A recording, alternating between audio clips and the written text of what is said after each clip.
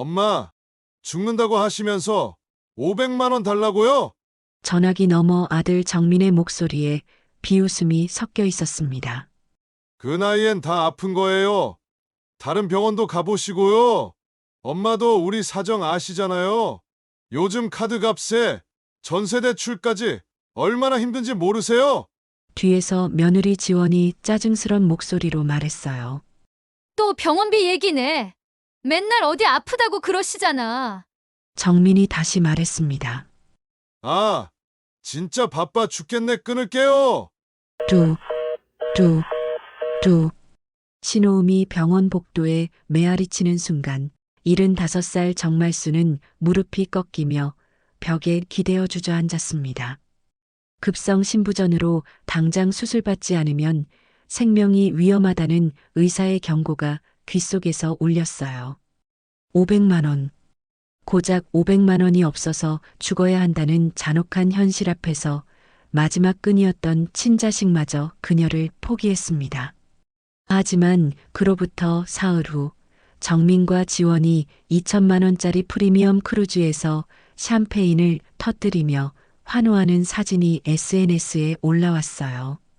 그 순간 정말순의 가슴에서는 피가 아닌 분노가 흘러나왔습니다. 30년간 모든 것을 바쳐 키운 자식이 이토록 냉혈한이었다니. 하지만 정말순은 아직 몰랐습니다. 더 충격적인 진실과 상상도 못한 반전이 그녀를 기다리고 있다는 사실을요. 한 분의 인생에는 저마다 빛나는 조각들이 있습니다. 저는 그 귀한 삶의 조각들을 함께 모아가고 싶습니다. 구독과 좋아요를 해주시면 누구보다 먼저 새로운 이야기를 만나실 수 있습니다. 저는 정말순입니다. 75살이고 25년간 초등학교 교사로 일하다가 은퇴했어요. 그날도 평소와 마찬가지로 알람이 울렸습니다. 6시 정각이었어요. 손이 먼저 움직여서 휴대폰 화면을 눌렀습니다. 침묵이 돌아오자 천장을 바라보며 한숨을 내쉬었어요. 이 한숨이 하루의 시작이었습니다. 침대에서 일어나 작은 부엌으로 향했어요. 6평 남짓한 원룸 오피스텔이지만 나름 정리정돈은 되어 있었습니다. 싱크대 위에 놓인 전자레인지에서 삐소리가 났어요. 어젯밤 데워둔 밥이 식어 있었습니다. 옛날엔 전기밥솥에서 나오는 따끈한 김이 집안을 가득 채웠는데 이제는 이런 짧은 기계 소리가 아침을 알려주네요. 세면대 옆에 놓인 가족사진 액자에 먼지가 쌓여 있었어요. 손바닥으로 닦아내며 사진 속 우리 가족을 들여다봤습니다. 남편이 살아있을 때 찍은 사진이었어요. 정민이가 대학생이던 시절 우리가 모두 함께 웃고 있는 모습이었습니다. 그때는 내가 든든한 기둥이었죠. 교사였고 월급이 꼬박꼬박 들어왔고 가족을 먹여 살릴 수 있었어요. 그땐 내가 든든했지. 혼잣말이 나왔습니다. 목소리가 쉬어 있었어요. 싱크대 밑에서 라면 한 묶음을 꺼냈습니다. 하지만 곧 멈춰섰어요. 침실 협탁 위에 놓인 당뇨 수첩이 눈에 들어왔거든요. 어제 병원에서 측정한 혈당 수치가 적혀 있었습니다. 공복 혈당 140, 식후 210. 의사 선생님이 짠 음식은 피하세요라고 했던 말이 떠올랐어요. 라면을 다시 싱크대 밑에 넣었습니다. 대신 물컵에 혈압약을 떨어뜨렸어요. 하얀 알약이 물에 닿자 부글부글 거품을 내며 녹았습니다. 목으로 넘길 때 건조한 마찰감이 느껴졌어요. 침이 부족했나 봅니다. 요즘 자주 그래요. 휴대폰으로 은행 앱을 켰습니다. 통장 잔액을 확인하는 일이 요즘 일과가 되었어요. 화면을 아래로 스크롤하며 지난 이체 내역들을 살펴봤습니다. 정민 전세자금 2천만 원, 지원 창업준비금 500만 원, 손주 교육비 300만 원. 매번 볼 때마다 가슴이 먹먹해졌어요. 남은 잔액은 37만 원이었습니다. 현관문에 붙은 노란 포스트잇이 눈에 띄었어요. 관리비 체납 안내문이었습니다. 늦지 않게 부탁드립니다라고 쓰인 경비 아저씨의 둥근 글씨가 보였어요. 관리비가 2달째 밀려 있었습니다. 15만 원. 작은 돈이지만 지금의 나에게는 큰 부담이었어요. 서랍에서 낡은 교사용 수첩을 꺼냈습니다. 25년간 써온 수첩이에요. 겉표지가 닳아서 글씨가 희미해졌지만 아직도 쓰고 있었습니다. 오늘 할 일을 적기 시작했어요. 병원 신장 재검사 오전 10시 20분. 약국 처방전 받기. 은행 자동이체 날짜 변경 상담. 펜을 들고 있는 손이 미세하게 떨렸습니다. 언제부터인가 손에 힘이 잘 안 들어가기 시작했어요. 외출 준비를 했습니다. 엘리베이터를 기다리면서 거울을 봤어요. 구부정한 어깨, 파마가 풀어진 머리, 입가에 내려앉은 주름들. 거울 속에 나는 누가 봐도 75살 할머니였습니다. 나는 아직 혼자서도 괜찮다. 거울을 보며 작게 속삭였어요. 스스로에게 주문을 거는 것 같았습니다. 지하철역으로 향했어요. 아침 출근길이라 사람들이 많았습니다. 한 칸에 초등학생 남매가 타고 있었어요. 오빠가 여동생의 가방을 잡아당기며 뭔가 빼앗으려 하고 있었습니다. 야, 내가 먼저 봤다고. 오빠가 뺏어가면 안 되잖아. 아이들이 소리를 지르며 싸우고 있었어요. 다른 승객들은 못 본 척하고 있었지만 나는 참을 수가 없었습니다. 25년간 교사로 살아온 버릇이 나왔어요. 얘들아, 서로 양보해보자. 나눠서 보면 더 재밌을 텐데. 부드러운 목소리로 말했습니다. 아이들이 고개를 들어 나를 봤어요. 네, 할머니. 오빠가 먼저 대답했고 여동생도 따라서 고개를 끄덕였습니다. 그리곤 둘이 나란히 앉아서 함께 책을 보기 시작했어요. 그 모습을 보니 가슴속에서 미지근한 온기가 올라왔습니다. 오랜만에 느끼는 감정이었어요. 휴대폰에서 병원 알림이 울렸습니다. 오전 10시 20분 신장내과 진료 예약이라고 뜨더군요. 알림과 동시에 심장이 불규칙하게 2번 뛰었어요. 가슴이 답답해졌습니다. 지하철 손잡이를 꼭 쥐었어요. 차가운 금속의 촉감이 손바닥에 전해졌습니다. 창밖으로 지나가는 풍경을 보면서 생각했어요. 오늘 병원에서 어떤 얘기를 들을까? 혹시 안 좋은 소식은 아닐까? 수첩을 다시 펼쳤습니다. 맨 뒷장에 적혀 있는 이름 하나가 눈에 들어왔어요. 한태경. 내가 가르쳤던 제자 중 한 명이었습니다. 지금은 변호사가 되었다고 들었어요. 한동안 연락이 끊어졌지만 가끔 생각나는 아이였습니다. 전화해 볼까? 엄지손가락이 휴대폰 화면 위에서 망설였어요. 키패드 위를 맴돌다가 결국 수첩을 덮었습니다. 지하철이 병원 앞역에 도착했어요. 문이 열리자 사람들이 우르르 내렸습니다. 나도 천천히 자리에서 일어났어요. 다리에 힘이 잘 안 들어갔지만 괜찮았습니다. 아직은 혼자서도 충분히 할 수 있어요. 병원으로 향하면서 마지막으로 한 번 더 생각했습니다. 오늘 하루도 잘 견뎌내자. 나는 아직 나 자신을 포기하지 않았으니까요. 병원 대기실에 들어서자 소독약 냄새가 코끝을 찔렀습니다. 하얀 벽과 차가운 의자들이 즐비하게 늘어서 있었어요. 번호표를 뽑고 앉아서 기다렸습니다. 내 앞에 12명이 더 있다고 나와 있었어요. 정말수님, 진료실로 들어오세요. 간호사가 불렀습니다. 진료실 문을 열고 들어서니 의사 선생님이 컴퓨터 화면을 보고 있었어요. 50대 중반쯤 되어 보이는 남자 의사였습니다. 앉으세요. 지난주 검사 결과가 나왔는데요. 의사는 초음파 사진을 모니터에 띄웠습니다. 검은 화면에 하얀 점들과 선들이 복잡하게 얽혀 있었어요.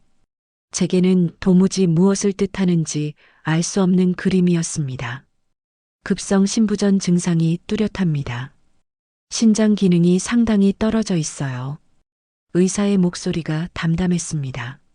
마치 날씨 예보를 하는 것처럼 차분했어요. 하지만 제게는 그 말이 천둥처럼 울렸습니다. 이번 주 안에 수술과 투석을 시작하는 것이 안전합니다. 수술이요? 목소리가 떨렸어요. 급작스러운 얘기였습니다. 네, 더 늦어지면 위험할 수 있어요. 행정실에서 입원 절차 안내를 받으시고 가족분 동의서도 필요합니다. 의사는 처방전을 출력하면서 말했습니다. 가족분이라는 단어가 유독 크게 들렸어요. 진료실을 나와 행정창구로 향했습니다. 복도가 길게 느껴졌어요. 다리에 힘이 빠져서 벽을 짚고 걸었습니다. 수술 선납금이 500만 원입니다. 입원비와 투석비는 별도고요. 행정 직원이 서류를 건네며 설명했습니다. 500만 원이라는 숫자가 머릿속에서 맴돌았어요. 내 통장 잔액 37만 원과는 너무나 거리가 먼 금액이었습니다. 보험 적용이 되나요? 네, 하지만 선납금은 현금으로 내셔야 해요. 현금. 지금 당장 500만 원의 현금. 어디서 구해야 할까요? 행정실 의자에 앉아 있는데 머리 뒤가 지끈거렸습니다. 어지러웠어요. 심호흡을 해봤습니다. 하나, 둘, 셋. 호흡을 세면서 마음을 진정시키려 했어요. 휴대폰을 꺼내 정민에게 전화를 걸었습니다. 신호음이 길게 울렸어요. 여보세요, 엄마? 정민아, 엄마가 병원에 왔는데. 엄마, 죄송한데 지금 보고서 마감이라서 급해요. 나중에 전화드릴게요. 전화기 너머로 며느리 지원의 웃음소리가 들렸습니다. 밝고 경쾌한 웃음이었어요. 그 웃음소리와 정민의 바쁘다는 말 사이에서 묘한 어긋남을 느꼈습니다. 잠깐만, 정민아. 엄마가 수술을 해야 한다는데. 엄마, 정말 죄송해요. 1시간 후에 꼭 다시 전화드릴게요. 전화가 끊어졌습니다. 손에 든 휴대폰을 바라봤어요. 검은 화면에 내 얼굴이 희미하게 비쳤습니다. 주름진 얼굴, 힘없는 눈빛. 순간 내가 너무 초라해 보였어요. 의사가 다시 불렀습니다. 정말수님 결정하셨나요? 늦어지면 합병증 위험이 올라갑니다. 의사의 목소리는 여전히 담담했어요. 의학적 사실을 전달하는 목소리였습니다. 감정은 없었어요.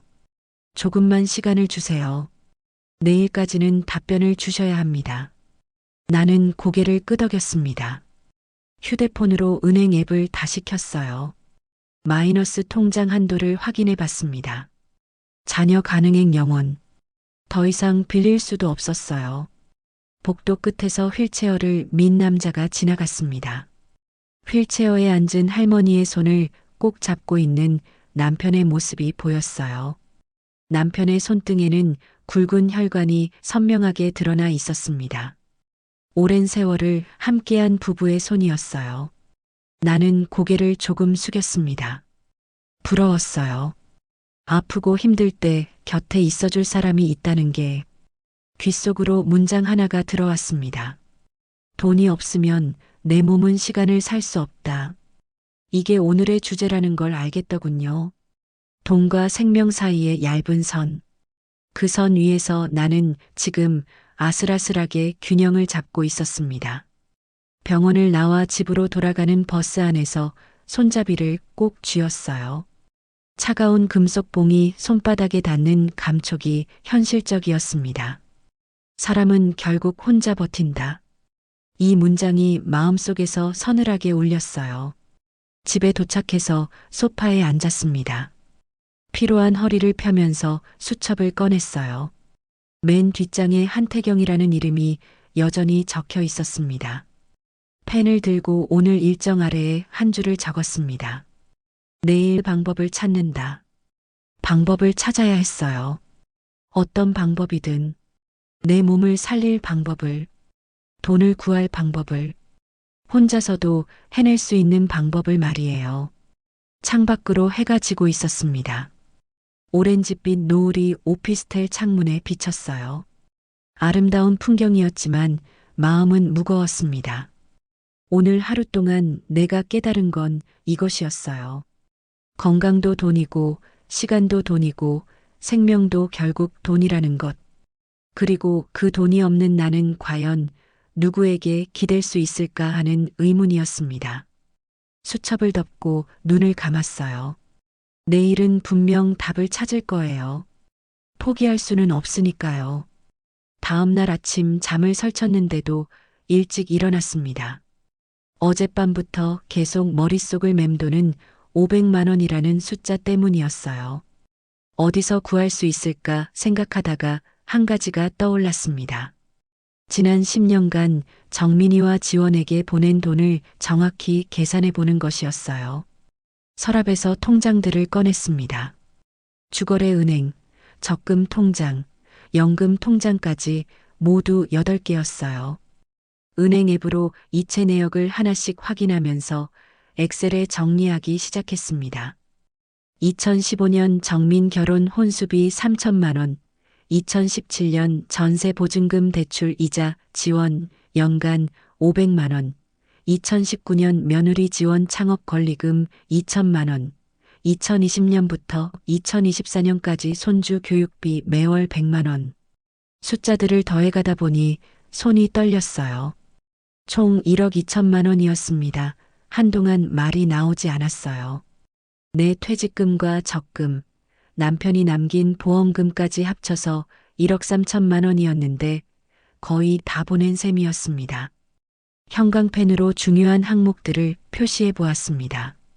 매번 이체할 때마다 정민 도움, 지원 사업자금, 아이 교육비 같은 메모를 남겨뒀더군요.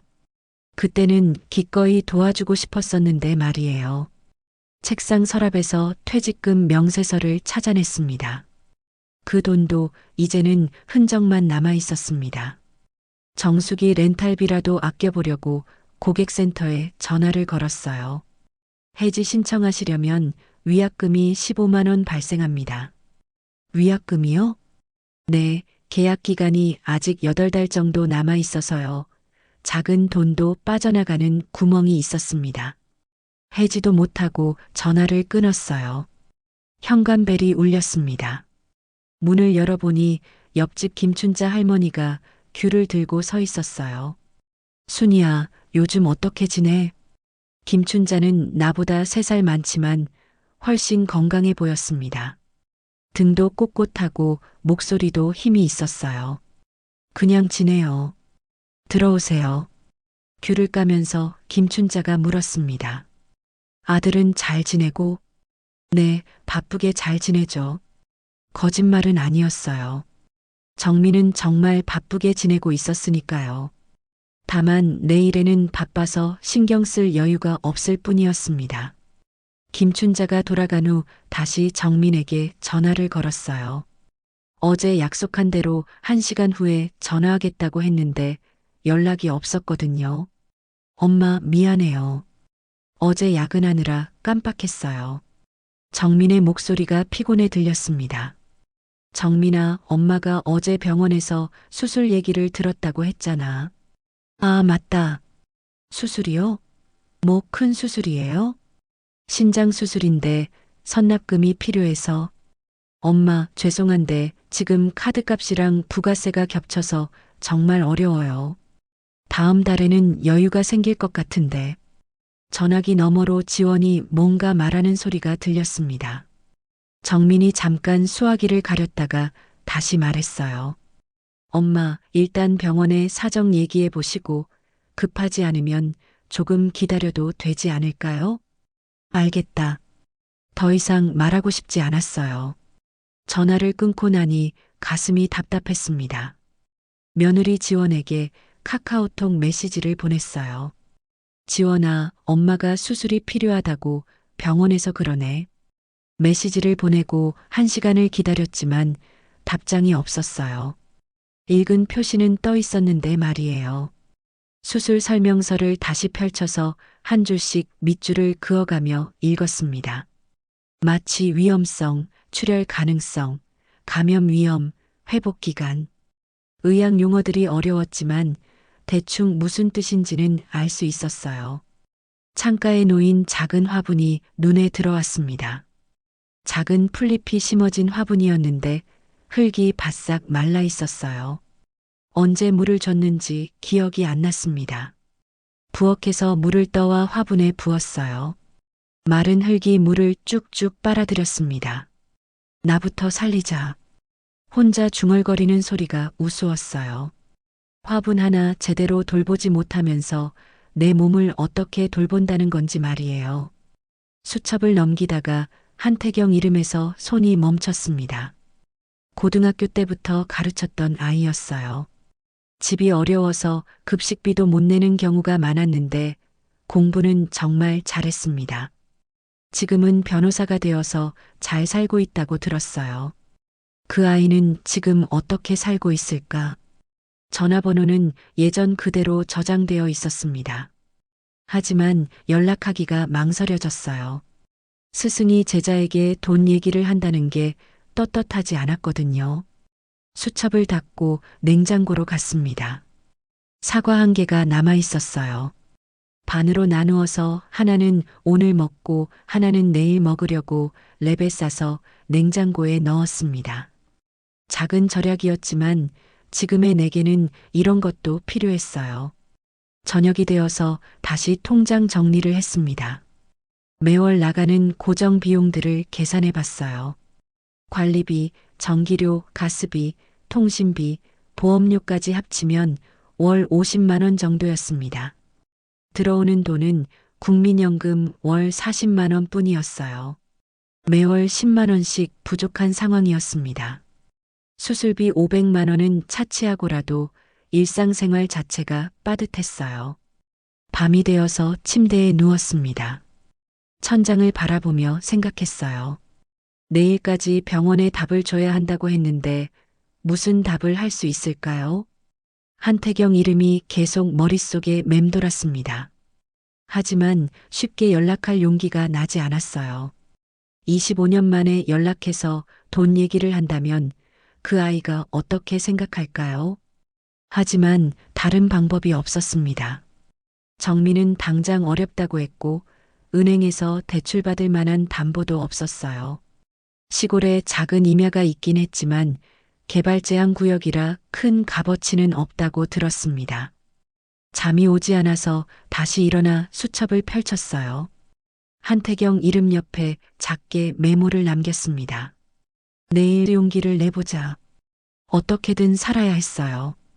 혼자서라도 방법을 찾아야 했습니다. 다음 날 오후 2시쯤 김춘자가 다시 찾아왔습니다.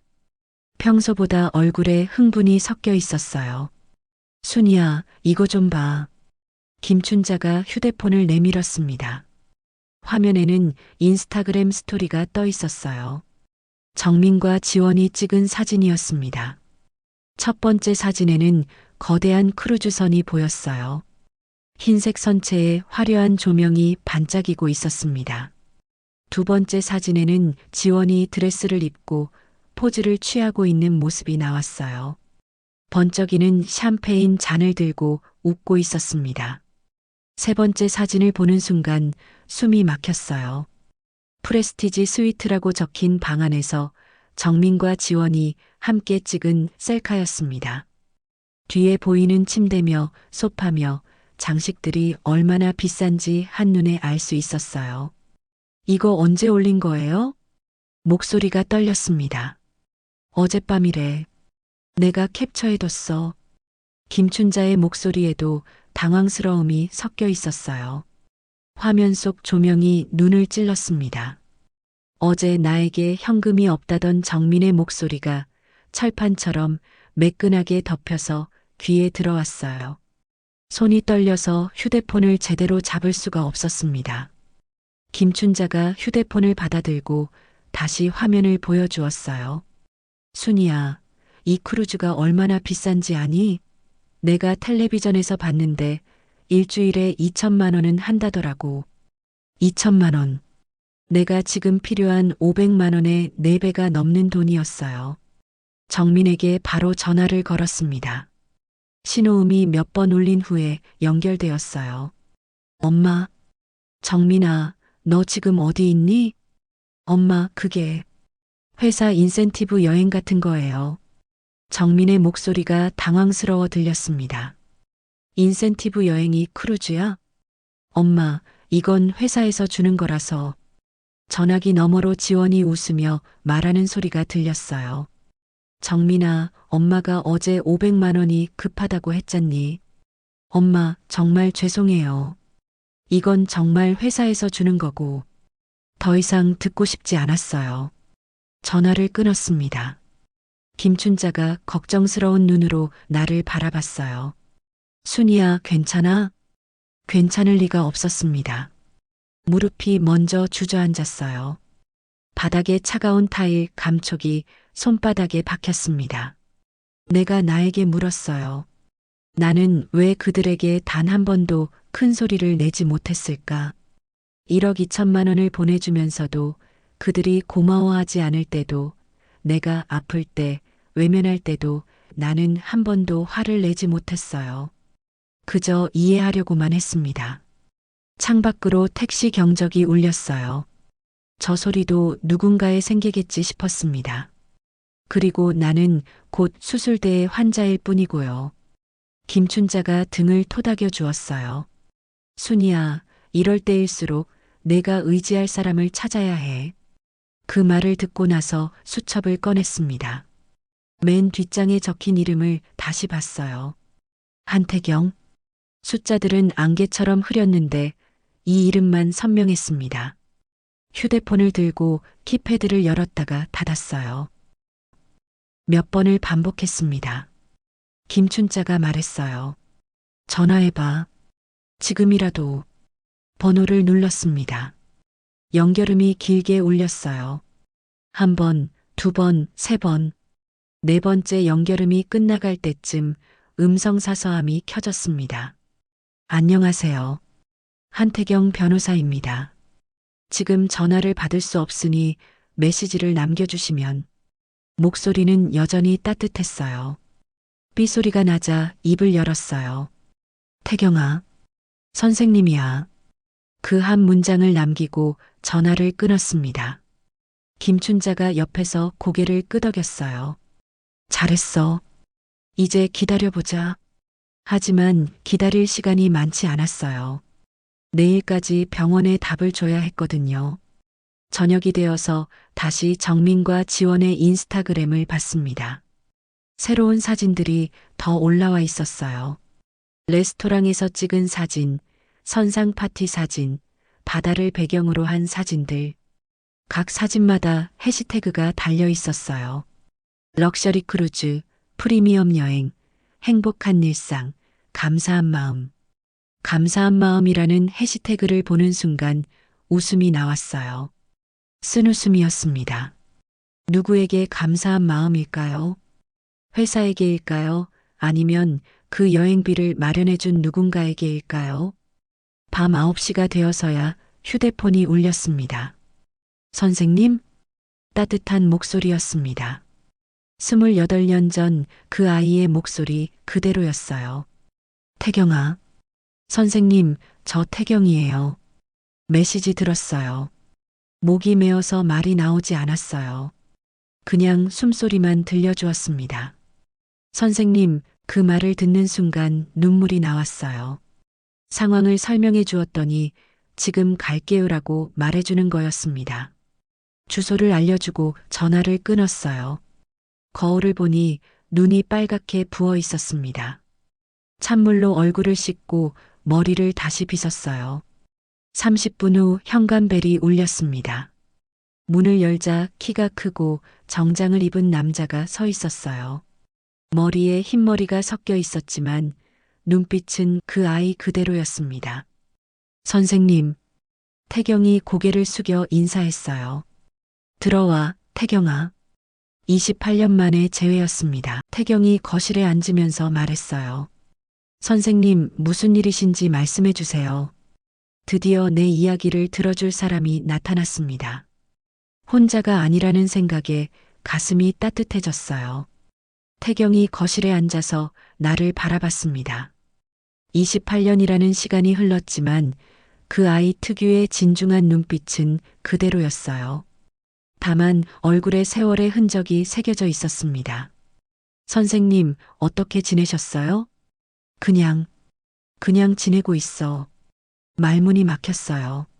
무엇부터 어떻게 말해야 할지 모르겠었습니다. 제자에게 도움을 청한다는 게 이렇게 어려운 일인 줄 몰랐어요. 태경은 내 표정을 살펴보더니 조심스럽게 물었습니다. 선생님, 혹시 아프세요? 고개를 끄덕였어요. 그리고 지난 며칠간 있었던 일들을 차근차근 말하기 시작했습니다. 병원에서 들은 진단, 500만 원의 선납금, 아들 내외 정민과 지원의 반응, 그리고 오늘 본 크루즈 사진까지 모든 걸 털어놨어요. 태경은 중간중간 고개를 끄덕이며 들었습니다. 어떤 말도 끼어들지 않았어요. 내 말이 끝나자 한동안 침묵이 흘렀습니다. 선생님께서 그동안 얼마나 힘드셨을지 알겠어요. 태경의 목소리가 따뜻했어요. 태경아, 나는 정말 갈 곳이 없어. 아들한테는 이미 말했는데. 아드님 반응이 어떠셨나요? 바쁘다고 어렵다고 하더라고. 태경이 메모장을 꺼냈습니다. 그리고 펜으로 뭔가 적기 시작했어요. 선생님, 제가 몇 가지 확인해 볼게요. 진단명이 정확히 뭐라고 하셨나요? 급성 신부전이라고 했어. 수술 예정일은 언제인가요? 내일까지 답을 주라고 했어. 태경이 고개를 들어 나를 봤어요. 선생님, 제가 도와드리고 싶어요. 그 말을 듣는 순간 가슴이 뭉클해졌습니다. 하지만 동시에 자존심이 상했어요. 선생이 제자에게 손을 벌린다는 게 체면이 서지 않았습니다. 태경아, 고마운 마음은 받겠는데 선생님 제가 고등학교 때 급식비도 못 내서 점심을 굶을 때가 많았잖아요. 기억나세요? 태경이는 집이 정말 어려웠습니다. 아버지가 일찍 돌아가시고 어머니 혼자 생계를 꾸려가야 했거든요. 그때 선생님께서 저를 따로 부르셔서 오늘은 수업 대신 밥부터 먹자고 하셨어요. 그리고 급식비를 대신 내주셨죠. 그런 일이 있었나 싶어서 기억을 더듬어 봤어요. 아, 맞다. 태경이가 자꾸 점심시간에 보건실로 가는 걸 보고 이상해서 물어봤더니 배가 아프다고 거짓말을 했었어요. 나중에 알고 보니 굶어서 그랬던 거였죠. 선생님이 아니었다면 저는 학교를 그만뒀을 거예요. 공부도 포기했을 거고요. 태경의 목소리에서 진심이 느껴졌어요. 그때 선생님께서 저한테 해주신 말씀 기억나세요? 어려울 때 도움을 받는 건 부끄러운 게 아니라 용기라고 하셨잖아요. 내가 그런 말을 했나 싶었어요. 하지만 태경이 기억하고 있다면 분명했던 말이겠죠. 지금은 제가 선생님께 그 말씀을 드리고 싶어요. 어려울 때 도움을 받는 건 부끄러운 게 아니라 용기예요. 태경이 휴대폰을 꺼냈습니다. 선생님, 지금 병원에 전화해서 확인해 볼게요. 지금요? 밤인데. 응급실은 24시간 운영하니까 행정실도 당직이 있을 거예요. 태경이 병원에 전화를 걸었어요. 몇 번의 연결 과정을 거쳐서 담당 부서로 연결되었습니다. 안녕하세요. 한태경 변호사입니다. 환자 정말순 씨의 수술 관련해서 문의드리고 싶은데요. 변호사라고 소개하니까 상대방의 태도가 달라지는 게 느껴졌어요. 네, 선납금 납부 방법과 수술 일정에 대해서 확인하고 싶습니다. 태경이 메모를 하면서 통화를 이어갔습니다. 네, 내일 오전 9시까지 입금하면 되는 거죠? 네, 알겠습니다. 전화를 끊고 나서 태경이 말했어요. 선생님, 내일 오전 9시까지 입금하시면 됩니다. 제가 도와드릴게요. 태경아, 500만 원이 작은 돈이 아닌데. 선생님, 제가 지금 변호사 사무실을 운영하고 있어요. 경제적으로 여유가 있습니다. 그래도 망설여졌어요. 아무리 제자라고 해도 그렇게 큰 돈을 빌린다는 게 쉽지 않았습니다. 태경이 내 마음을 알아차렸는지 말했어요. 선생님, 저는 이걸 빚이라고 생각하지 않아요. 그냥 제가 선생님께 감사 인사를 제대로 드리는 거라고 생각해요. 하지만, 선생님, 제가 대학교 갈 때도 선생님이 추천서 써주시고 장학금 신청도 도와주셨잖아요. 사법시험 준비할 때도 격려해 주셨고요. 그런 일들이 있었죠. 하지만 그때는 당연히 해야 할 일이라고 생각했어요. 제자를 돕는 게 선생의 역할이니까요. 선생님이 제게 해주신 모든 게 지금의 제가 있게 해준 거예요. 이제 제가 선생님께 보답할 차례입니다. 태경의 말을 듣고 있으니 눈물이 났어요. 이런 마음으로 나를 기억해주는 제자가 있다는 게 고마웠습니다. 태경아, 정말 고마워. 선생님, 고맙다는 말씀은 건강해지신 다음에 해주세요. 태경이 다시 메모장을 펼쳤어요. 내일 제가 선생님과 함께 병원에 가겠습니다. 보호자 역할도 제가 하고요. 보호자까지? 네, 혼자 계시는 것보다는 누군가 옆에 있는 게 좋을 것 같아요. 내 마음속에서 무언가 따뜻한 것이 올라왔어요. 오랫동안 혼자 감당해야 한다고 생각했던 일들을 누군가와 함께 할 수 있다는 안도감이었습니다. 태경아, 나는 언제 이 빚을 갚을 수 있을까? 선생님, 빚이라고 생각하지 마세요. 그냥 제가 선생님께 드리는 선물이라고 생각해 주세요. 태경이 일어서면서 말했어요. 내일 아침 8시에 모시러 올게요. 오늘은 일찍 주무시고 내일 수술 준비 잘하세요. 태경이 돌아간 후 혼자 앉아 있으니 마음이 복잡했어요. 고마운 마음과 미안한 마음이 뒤섞여 있었습니다. 하지만 한 가지는 확실했어요. 내일 수술을 받을 수 있다는 것, 그리고 혼자가 아니라는 것 말이에요. 다음 날 아침 7시에 일어났습니다. 평소보다 1시간 일찍이었어요. 수술 전 준비를 해야 했거든요. 샤워를 하고 깨끗한 옷을 입었습니다. 거울을 보니 얼굴이 많이 상해 있었어요. 며칠간의 스트레스가 고스란히 드러나 있었습니다. 8시 정각에 현관벨이 울렸어요. 태경이었습니다. 정장 차림의 서류 가방을 들고 있었어요. 마치 중요한 회의에 가는 것처럼 단정한 모습이었습니다. 선생님, 주무시긴 하셨어요? 응, 고마워.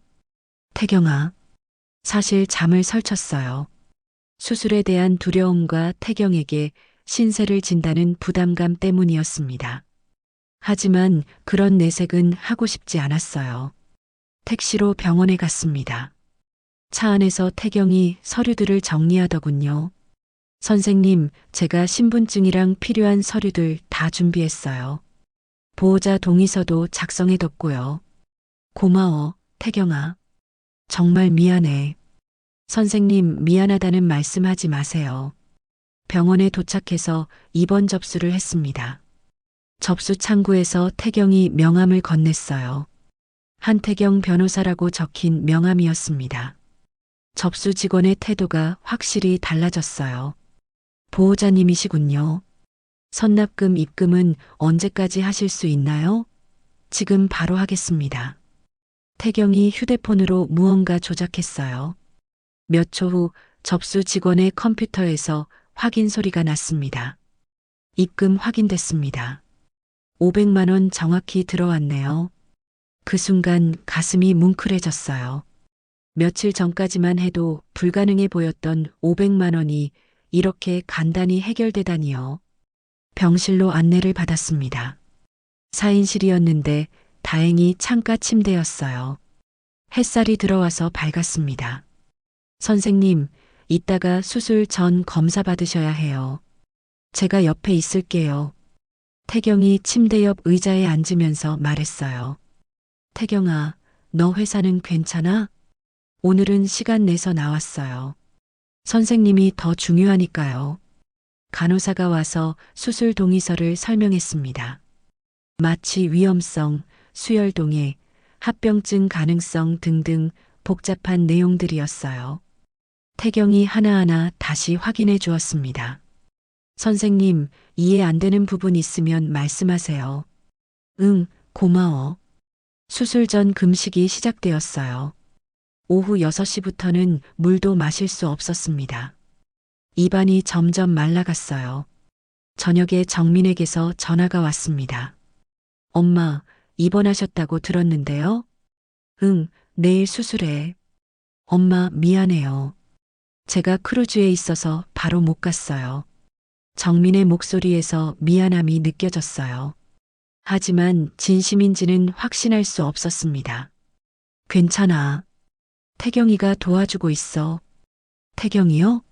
누구예요? 내가 가르쳤던 제자야. 지금 변호사더라고. 전화기 너머로 잠시 침묵이 흘렀어요. 아, 그러시군요. 엄마, 수술비는 어떻게 하셨어요? 태경이가 도와줬어. 얼마나요? 500만 원. 또 침묵이 흘렀습니다. 엄마, 제가 돌아가면 바로 갈게요. 응, 알겠어. 전화를 끊고 나니 태경이 말했어요. 선생님, 아드님이 걱정하시나 봐요. 응, 그런가 보지. 하지만 정민의 걱정이 진짜인지 의심스러웠어요. 수술비를 누가 냈는지 물어보는 게 더 급해 보였거든요. 밤이 되어서 태경이 집에 가려고 했어요. 선생님, 내일 수술 시간이 오전 10시라고 하네요. 9시쯤 와서 수술실까지 모셔다 드릴게요.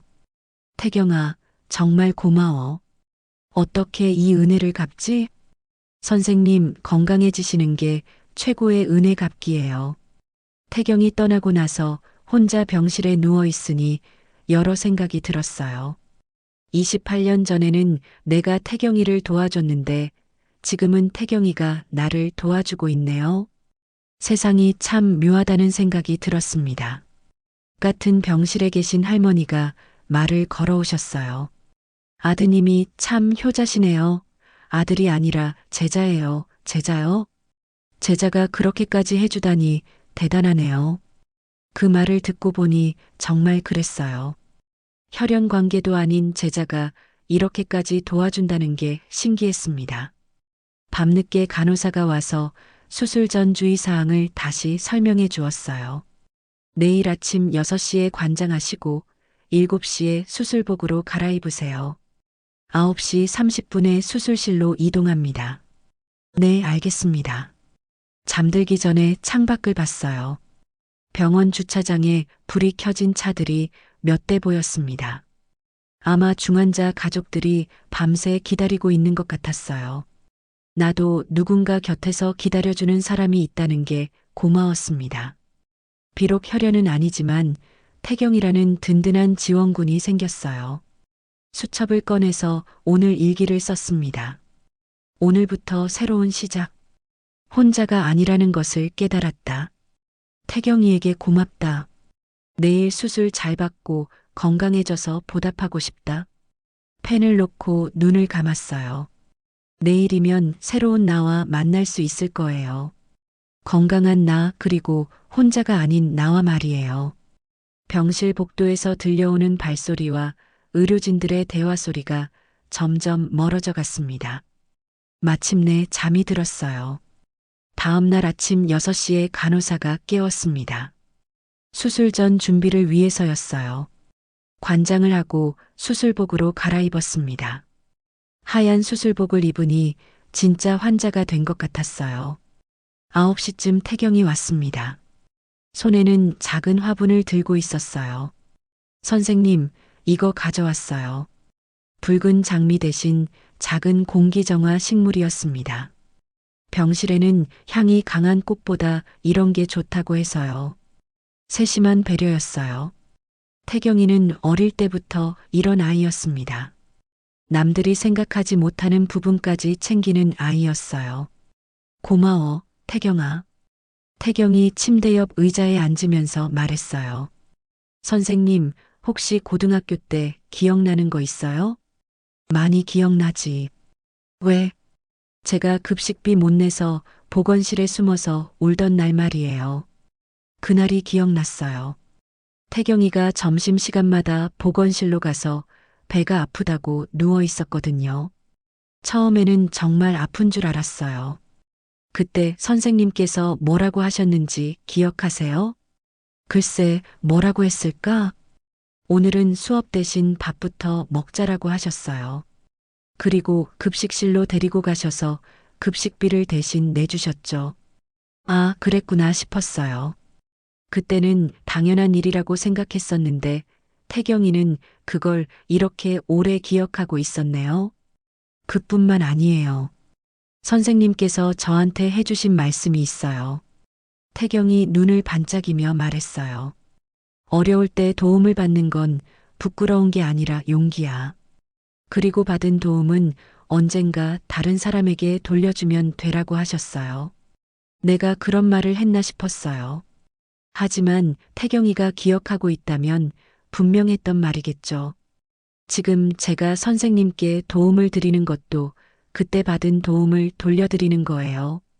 태경의 말을 듣고 있으니 마음이 따뜻해졌습니다. 태경아, 너는 정말 착한 아이였어. 선생님 덕분에 착해질 수 있었어요. 간호사가 와서 수술실 이동 준비를 했습니다. 침대에 누운 채로 이동용 침대로 옮겨졌어요. 보호자분은 수술실 앞에서 기다리시면 됩니다. 태경이 내 손을 잡았어요. 선생님, 수술 잘 받으시고 나오세요. 제가 여기서 기다리고 있을게요. 고마워, 태경아. 수술실로 들어가면서 마지막으로 태경을 봤어요. 걱정스러운 표정으로 손을 흔들고 있었습니다. 수술실은 차가웠어요. 하얀 조명과 각종 의료기기들이 있었습니다. 마취가 의사가 설명을 해주었어요. 마취 주사를 맞으시면 잠이 드실 거예요. 깨어나시면 수술이 끝나 있을 겁니다. 주사를 맞자 의식이 흐려졌어요. 마지막으로 생각한 건 태경이 기다리고 있다는 것이었습니다. 어렴풋한 의식 속에서 꿈을 꿨어요. 교실에서 칠판에 글을 쓰고 있는 꿈이었습니다. 아이들이 책상에 앉아서 열심히 공부하고 있었어요. 그 중에 태경이도 있었습니다. 맨 앞자리에 앉아서 눈을 반짝이며 제 설명을 듣고 있었어요. 꿈속에서 칠판 지우개 냄새가 났습니다. 분필 가루 냄새도 났어요. 그리운 냄새들이었습니다. 눈을 뜨니 회복실이었어요. 산소 포화도 측정기에서 삐삐 소리가 규칙적으로 나고 있었습니다. 목이 말랐어요. 간호사가 다가왔습니다. 깨어나셨네요. 수술 잘 끝났어요. 고맙습니다. 목소리가 쉬어 있었어요. 보호자분이 계속 기다리고 계세요. 회복실에서 1시간 정도 더 있다가 병실로 올라가실 거예요. 태경이 기다리고 있다는 말을 듣고 안심이 되었어요. 1시간 후 병실로 돌아왔습니다. 태경이 의자에 앉아서 책을 읽고 있었어요. 내가 들어오는 걸 보고 책을 덮고 일어났습니다. 선생님, 수술 잘 받으셨어요? 응, 의사 선생님이 잘 됐다고 하더라. 다행이에요. 태경의 얼굴에 안도의 표정이 번졌어요. 태경아, 너 계속 여기 있었어? 네, 수술 시간이 2시간 정도 걸린다고 해서 기다렸어요. 밥은 먹었어? 병원 카페테리아에서 간단히 먹었어요. 태경이 휴대폰을 보여주었어요. 선생님, 수술 소식을 아드님께 알려드릴까요? 응, 알려줘. 태경이 정민에게 문자를 보냈어요. 어머님 수술 잘 끝났습니다. 회복 중이세요 라고 적혀 있었습니다. 곧 정민에게서 답장이 왔어요. 고맙습니다. 내일 오후에 갈게요 라는 내용이었습니다. 내일 온다네. 그러시군요. 태경의 표정이 조금 굳어졌어요. 뭔가 불편해하는 것 같았습니다. 저녁에 김춘자가 문병을 왔어요. 과일 바구니를 들고 왔습니다. 순이야, 수술 잘 받았다니 다행이야, 고마워요. 태경 씨. 김춘자가 태경을 보더니 말했어요. 이분이 도와주신 선생님이시구나. 정말 고마우신 분이네. 안녕하세요. 한태경입니다. 태경이 정중하게 인사했어요. 요즘 같은 세상에 이런 분이 있다니 정말 귀하구나. 김춘자의 말에 태경이 겸손하게 웃었어요. 저야말로 선생님께 받은 게 많아서요. 그날 밤 태경과 많은 얘기를 나눴어요. 고등학교 때 추억부터 시작해서 대학교, 사법시험, 그리고 지금까지의 이야기를 들었습니다. 선생님, 제가 변호사가 될 수 있었던 건 정말 선생님 덕분이에요. 그건 내 노력이지 아니에요. 선생님께서 제게 자신감을 심어주셨어요.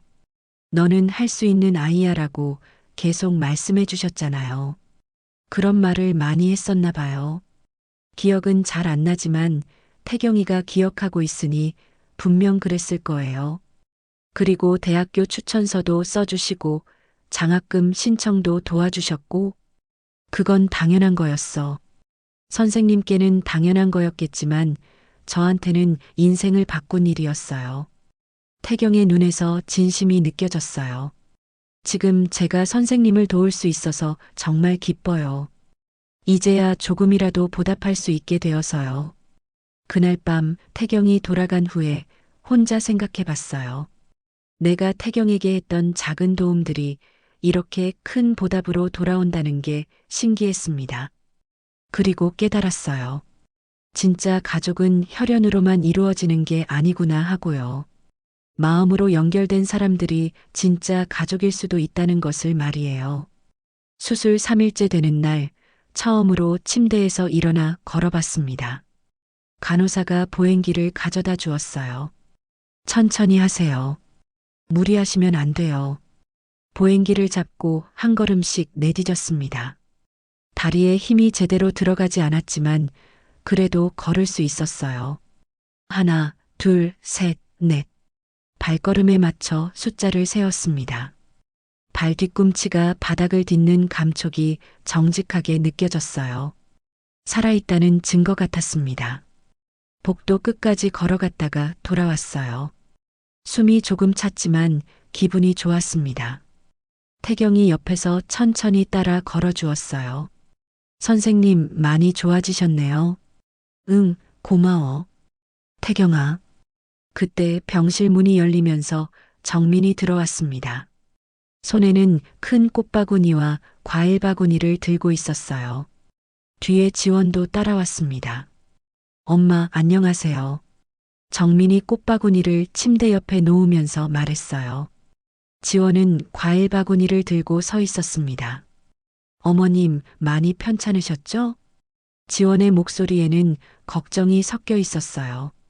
하지만 왠지 진심처럼 들리지 않았습니다. 괜찮아. 수술 잘 됐다고 하더라.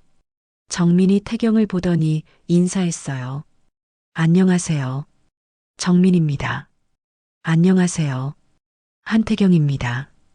두 사람이 악수를 나누는 모습을 봤어요. 정민의 표정에서 뭔가 계산하는 듯한 기색이 보였습니다. 정말 고맙습니다. 엄마를 이렇게까지 도와주시다니. 아닙니다. 당연한 일이에요. 태경이 겸손하게 대답했어요. 지원이 가방에서 뭔가를 꺼냈습니다. 영양제 세트였어요. 어머님, 이거 몸에 좋다고 해서 가져왔어요. 포장지를 뜯어보니 비싼 브랜드의 영양제들이었어요. 홍삼, 비타민, 오메가3 등등 여러 가지가 들어 있었습니다. 좋은 거래요? 네, 백화점에서 샀어요. 지원이 영수증을 보여주었어요. 가격을 보니 30만 원이 넘었습니다. 하지만 영수증 아래쪽을 보니 포인트 적립번호가 지원의 지인 이름으로 되어 있었어요. 넷째 날에는 도시락이 배달되었습니다. 정민이 주문했다고 했어요. 엄마, 병원 밥이 맛없을 텐데 이거 드세요. 도시락을 열어보니 정성스럽게 만든 반찬들이 들어 있었어요. 하지만 배달 봉투에 부동산 회사 로고 스티커가 붙어 있는 게 눈에 띄었습니다. 이거 어디서 주문한 거야? 아, 지원이 아는 분이 하시는 곳이에요. 지원이 대답했어요. 그러면서 가방에서 감정평가 리플릿을 꺼냈습니다. 어머님, 요즘 부동산 사기도 많다고 하더라고요. 이런 서비스도 있다고 해서 가져왔어요. 서비스라고 말했지만 분명히 유료 상담이었을 거예요. 엄마, 요즘 임야 사기도 많다고 해요. 특히 혼자 계신 어르신들이 당하는 경우가 많대요.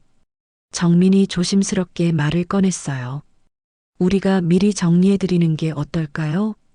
정리라니? 법적으로 안전하게 관리하는 거죠.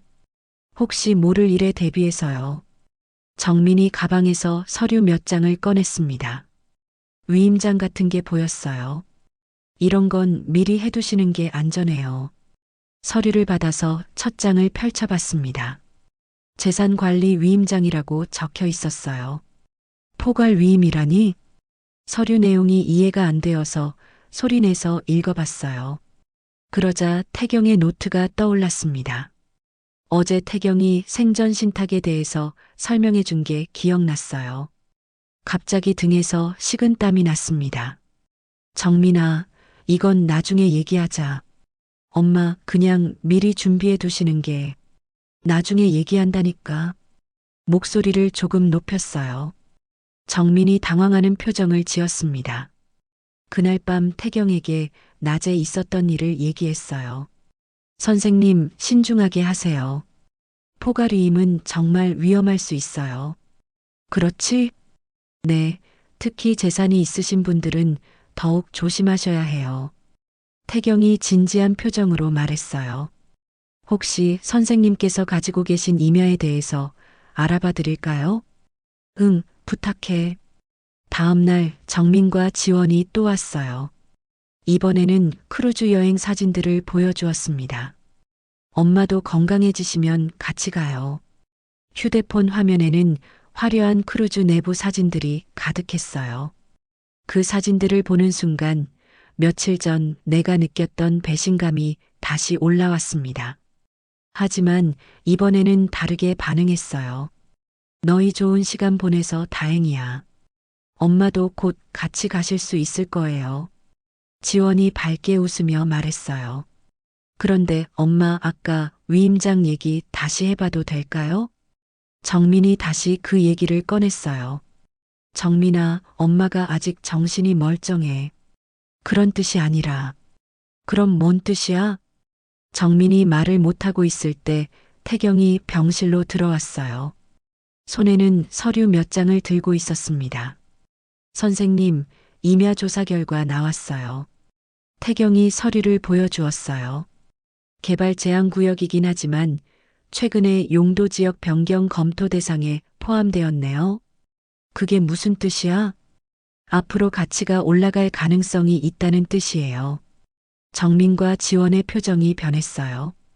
특히 지원의 눈빛이 번쩍였습니다. 얼마나 올라갈까요? 지원이 급하게 물었어요. 정확한 건 모르지만 현재보다는 상당히 오를 것 같아요. 태경의 대답을 듣고 정민과 지원이 서로 눈빛을 주고받았어요. 그 순간 나는 확신했습니다. 이들의 갑작스러운 관심이 진짜 효도가 아니라 다른 목적이 있다는 것을 말이에요. 정민이가 보여주는 핸드폰을 받아들고 있었는데 카카오톡 단체 채팅방 메시지를 우연히 봤어요. 엄마 회복 잘 되고 계세요. 곧 같이 여행 가요. 하지만 그 아래 작은 글씨로 이런 말이 적혀 있었어요. 위임장만 받으면 이번 시즌 안에 처리 가능할 것 같아요. 그 메시지를 보는 순간 모든 게 명확해졌습니다. 퇴원하는 날이 되었습니다. 의사가 최종 검진을 마치고 말했어요. 수술 결과가 아주 좋습니다. 정기 검진만 받으시면 될 것 같아요. 기분이 좋았어요. 건강을 되찾았다는 안도감이 컸습니다. 태경이 퇴원 수속을 도와주었어요. 태경아, 고마워. 정말 어떻게 갚지? 선생님, 그런 말씀하지 마세요. 집으로 돌아오는 길에 태경이 중요한 얘기를 꺼냈어요. 선생님, 임야에 대해서 더 자세히 알아봤는데요. 응, 어떻게 나왔어? 토지 이용 계획 확인서를 뽑아봤는데 흥미로운 내용이 있어요. 태경이 서류를 보여주었습니다. 개발 제한 구역은 유지되는데 산림복지형 공익시설 후보지로 검토 중이래요. 그게 무슨 뜻이야? 쉽게 말해서 공익 목적으로 활용할 수 있는 땅이 될 수 있다는 뜻이에요. 태경이 더 자세히 설명해 주었어요. 요양시설이나 의료복지시설 같은 걸 지을 수 있게 될 가능성이 있어요. 그럼 값이 오를까? 네, 상당히 오를 것 같아요. 지금도 평당 50만 원 정도인데 용도 변경되면 엄청 오를 거예요. 모르긴 몰라도 100억 원 정도의 가치가 있다는 뜻이었어요. 생각보다 큰 금액이었습니다. 근데 선생님, 혹시 이 땅을 어떻게 활용하고 싶으세요? 글쎄, 생각해 본 적이 없는데. 제가 한 가지 제안이 있어요. 태경이 메모장을 꺼냈습니다. 생전 신탁이라는 걸 설정하시는 게 어떨까요? 생전 신탁? 네, 살아계실 때 미리 재산의 용도를 정해두는 거예요. 태경이 차근차근 설명해 주었어요.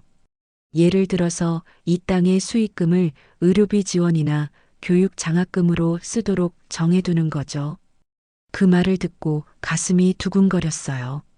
내 재산이 다른 사람들에게 도움이 될 수 있다는 생각이 좋았습니다. 그렇게 하면 어떤 장점이 있어? 우선 상속세 절약 효과가 있어요. 그리고 무엇보다 선생님의 뜻대로 재산이 쓰일 수 있어요. 정민이한테는 상속이 안 되는 거야? 아니에요. 원하시면 일부는 상속하고 일부는 공익으로 쓰도록 할 수도 있어요. 집에 도착해서 이 얘기를 더 자세히 나눴어요. 태경이 여러 사례를 들어서 설명해 주었습니다. 선생님처럼 교육자셨던 분들이 장학재단을 만드는 경우가 많아요. 장학재단? 네, 어려운 학생들에게 장학금을 주는 거죠. 선생님께서 그동안 하셨던 일의 연장선이라고 보시면 될 것 같아요. 그 말이 마음에 와 닿았어요. 태경이처럼 어려운 아이들에게 도움을 줄 수 있다면 좋겠다는 생각이 들었습니다. 어떻게 진행하면 될까? 우선 공증을 받아야 해요. 그리고 신탁회사와 계약을 체결하시면 됩니다. 복잡하겠네. 제가 도와드릴게요. 복잡한 건 다 처리해 드릴 테니까 선생님은 방향만 정해 주시면 돼요. 며칠 후 정민과 지원이 다시 찾아왔어요. 이번에는 더 적극적이었습니다. 엄마, 그 위임장 얘기 다시 해봐요. 아직 생각 중이야. 엄마, 요즘 노인 대상 사기가 정말 많대요. 미리 안전장치를 마련해 두시는 게 좋을 것 같아요. 지원이 휴대폰으로 뉴스 기사를 보여주었어요. 노인 대상 보이스피싱 기사였습니다. 봐요. 이런 일들이 실제로 많이 일어나고 있어요. 나는 그런 거에 안 속아. 엄마, 그래도 혹시 모르잖아요. 정민이 다시 서류를 꺼냈어요. 이번에는 더 두꺼운 파일이었습니다. 이거 변호사 검토도 받았어요. 서류를 펼쳐보니 복잡한 법률 용어들이 가득했어요. 하지만 태경에게 들은 생전 신탁 얘기가 떠올라서 신중하게 봤습니다. 이건 나중에 볼게. 엄마, 그냥 지금 하시면 안 돼요? 간단한 거예요. 지원이 조급해하는 모습이 보였어요. 그때 태경에게서 전화가 왔습니다. 선생님, 신탁 관련해서 좋은 소식이 있어요. 무슨 소식? 공공병원에서 투석 환자 지원 프로그램을 운영하는데 후원자를 찾고 있대요. 그래. 선생님께서 경험하신 일이니까 같은 처지의 환자들을 도울 수 있을 것 같아요. 그 말을 듣자 마음이 결정되었어요. 태경아, 생전 신탁 진행하자. 정말요? 응. 내가 받은 도움을 다른 사람들에게도 줄 수 있다면 좋겠어. 정민이 전화 내용을 듣고 있다가 끼어들었어요. 엄마, 지금 뭔 얘기하시는 거예요? 이멸을 공익으로 쓰려고 해. 공익요? 정민과 지원의 얼굴이 동시에 굳어졌어요. 엄마, 그건 너무 성급한 결정 아닌가요? 성급하다니? 가족들과 상의도 안 하시고. 내 재산인데 왜 상의해야 해? 정민이 당황하는 모습이 역력했어요. 엄마, 일단 다시 생각해 보세요. 이미 결정했어. 그날 밤 정민이 여러 번 전화를 걸어왔어요. 엄마, 정말로 그렇게 하실 거예요? 응. 그럼 우리는 어떻게 되는 거예요? 너희는 너희 삶을 사는 거지. 엄마, 그래도 가족인데. 가족이면 내가 아플 때 옆에 있어야 하는 거 아니야? 정민이 할 말이 없었나 봐요. 한참 침묵이 흘렀습니다. 엄마, 한 번만 더 생각해 보세요. 이미 결정했다고 했잖아. 전화를 끊고 나니 마음이 개운했어요. 처음으로 내 의지대로 결정을 내린 기분이었습니다. 하지만 동시에 불안하기도 했어요. 정민과 지원이 가만히 있을 것 같지 않았거든요. 창밖을 보니 저녁 노을이 아름다웠어요. 내 인생의 새로운 장이 시작되는 것 같았습니다. 태경에게 문자를 보냈어요. 내일 공증 받으러 가자. 곧 답장이 왔어요. 네, 선생님. 좋은 결정하셨어요. 그날 밤 잠들기 전에 수첩에 한 줄 적었어요. 오늘부터 내 뜻대로 산다. 다음 날 아침 일찍 현관벨이 울렸습니다. 정민과 지원이었어요. 평소보다 훨씬 일찍 왔습니다. 손에는 큰 서류 가방을 들고 있었어요. 엄마, 안녕하세요. 왜 이렇게 일찍 왔어? 엄마랑 중요한 얘기가 있어서요. 정민의 표정이 어제와 달랐어요. 더 진지하고 단단해 보였습니다. 거실에 앉자마자 지원이 서류 가방을 열었어요. 두꺼운 파일 여러 개가 들어 있었습니다. 어머님, 어제 말씀하신 것 때문에 밤새 알아봤어요. 뭘 알아봤다는 거야? 생전 신탁이요. 정말 신중하게 결정하셔야 할 것 같아요. 정민이 파일 하나를 꺼냈습니다. 이거 보세요. 생전 신탁 설정하면 나중에 되돌릴 수 없어요. 서류를 보니 복잡한 법률 조항들이 빽빽히 적혀 있었어요. 그리고 세금 문제도 복잡하고요. 지원이 다른 파일을 보여주었습니다. 차라리 가족 신탁으로 하시는 게 어떨까요? 가족 신탁? 네, 저희가 관리해 드리는 거예요. 훨씬 간단하고 안전해요. 정민이 새로운 서류를 꺼냈어요. 위임장과 비슷해 보였지만 더 복잡했습니다. 여기 5군데만 사인하시면 돼요. 읽어볼게. 서류를 받아서 한 줄씩 읽기 시작했어요. 하지만 법률 용어가 너무 어려웠습니다. 엄마, 너무 꼼꼼히 보실 필요 없어요. 저희가 다 확인했으니까요. 아니야, 읽겠어. 소리내서 읽기 시작했어요. 재산관리 및 처분에 관한 포괄적 위임. 읽으면서도 무슨 뜻인지 정확히 알 수 없었어요. 하지만 읽는 것을 멈추지 않았습니다. 공기가 점점 무거워졌어요. 정민의 목소리가 낮아졌습니다. 엄마, 우리가 가족이잖아요. 왜 이렇게 의심하세요? 의심하는 게 아니라 신중한 거야. 지원이 팔짱을 끼고 숨을 크게 내쉬었어요. 어머님, 저희가 나쁜 마음으로 하는 게 아니에요. 그럼 뭔 마음으로 하는 거야? 어머님을 보호하려는 마음이에요. 거실에 있던 홈캠 녹화 버튼을 눌렀습니다. 빨간 점이 켜졌어요. 뭐 하는 거예요? 정민이 당황하며 물었어요. 혹시 모르니까 기록해 두는 거야. 엄마, 그럴 필요 없어요. 내 집인데 내가 뭘 하든 상관없잖아. 지원이 불편한 표정을 지었어요. 어머님, 녹화는 좀. 왜? 떳떳하면 상관없잖아. 몇 분 후 현관에서 김춘자의 목소리가 들렸어요. 순이야, 귤 가져왔어. 김춘자가 문을 두드렸습니다. 정민이 몸으로 문을 가리며 말했어요. 지금 중요한 얘기 중이에요. 춘자 씨, 들어와. 내가 큰 소리로 불렀어요. 정민이 당황했습니다. 김춘자가 들어오면서 상황을 파악했어요. 무슨 일이야? 중요한 서류 보고 있어요. 정민이 어색하게 대답했어요. 김춘자가 탁자 위에 서류들을 봤습니다. 이게 뭐야? 위임장이에요. 지원이 대답했어요. 위임장? 김춘자의 표정이 굳어졌어요. 순이야, 이런 건 신중하게 해야 해. 맞아요. 그래서 보고 있는 거예요. 정민이 조급해하며 말했어요. 엄마, 빨리 결정하셔야 해요. 시간이 없어요. 왜 시간이 없어? 용도 지역 변경이 곧 발표된대요. 그 전에 정리해야 해요. 그 말을 듣고 의심이 들었어요. 어제까지는 그런 얘기 안 했는데 갑자기 왜 급해하는 걸까요? 며칠 더 생각해 볼게. 엄마, 정말 시간이 없어요. 정민의 목소리에 다급함이 섞였어요. 지원이 울먹이며 말했어요. 어머님, 저희를 믿어주세요. 그 순간 내 손등에 혈관이 쑤셨어요. 스트레스를 받을 때 나타나는 증상이었습니다. 어머님께서 저희를 의심하시니까요. 의심하는 게 아니라 신중한 거라고 했잖아. 서류 맨 아래장을 넘겨봤어요.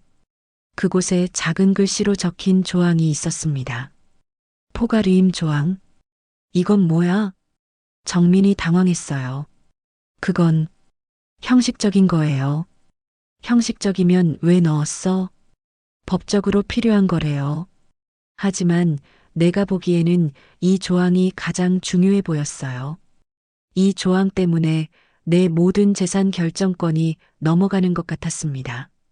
이건 내 삶을 통째로 넘기는 서류잖아. 엄마, 그런 게 아니에요.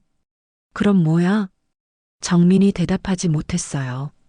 지원이 다시 울음을 터뜨렸어요. 어머님, 저희가 어머님을 사랑해서 하는 거예요. 사랑이면 내가 아플 때 옆에 있어야 하는 거 아니야? 그때는 크루즈 타러 가느라 바빴잖아. 지원이 할 말이 없어서 고개를 떨구었어요. 정민이 한숨을 길게 내쉬었습니다. 엄마가 안 해주시면 방법이 없네요.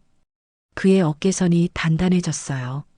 뭔가 다른 계획이 있다는 느낌이 들었습니다. 방법이 없다니 무슨 뜻이야? 아무것도 아니에요.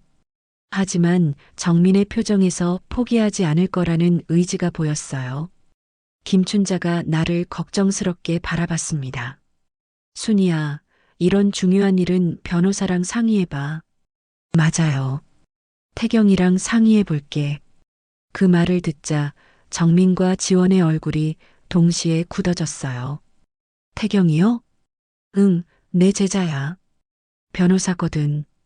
엄마, 가족 일에 남이 끼어들 필요 없어요. 태경이는 남이 아니야. 혈연도 아닌데 어떻게 남이 아니에요? 혈연이 전부가 아니야. 정민이 서류들을 정리하기 시작했어요. 엄마, 오늘은 여기까지 하죠. 응, 그래. 하지만 그들이 포기한 것 같지는 않았어요. 뭔가 다른 방법을 생각하고 있는 것 같았습니다. 문을 나가면서 지원이 말했어요. 어머님, 다시 한번 생각해 보세요. 알겠어. 문이 닫히고 나서 김춘자가 말했어요. 순이야, 조심해야 할 것 같아. 나도 그런 생각이야. 그날 밤 태경에게 전화를 걸었어요. 태경아, 급한 일이 생겼어. 무슨 일이세요? 오늘 있었던 일을 자세히 얘기해 주었어요. 선생님, 절대 서명하시면 안 돼요.